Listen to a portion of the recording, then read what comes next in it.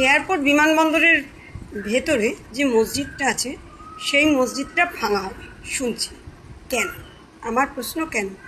কারণ আমি ছোট থেকে এখানেই বড় হয়েছি, এয়ারপোর্ট বিমানবন্দরের পাশেই আমার বাড়ি। আমি দেখেছি এই বিমানবন্দরের এই মসজিদের জন্য এই বিমানবন্দরের কোনো অসুবিধা হয়নি। কারণ এখান দিয়ে কেন বলছি, কারণ আমরা যখন ছোট ছিলাম বিমানবন্দরের ভেতরে ঢুকে বিমান চলাফেরা মানে বিমান ওঠানামা করা আমরা দেখতে পেতাম। এখন অনেক উন্নত হয়ে গেছে, এখন এয়ারপোর্টের ভেতরে ঢুকতে দেওয়া হয় না, কিন্তু বিমান উঠতে প্লেন উঠতে বা নামতে ওই মসজিদ কোনো সমস্যার সৃষ্টি করে না। তবুও কেন এই বিমানবন্দরের ভেতরে থাকা মসজিদটাকে ভাঙার পরিকল্পনা চলছে?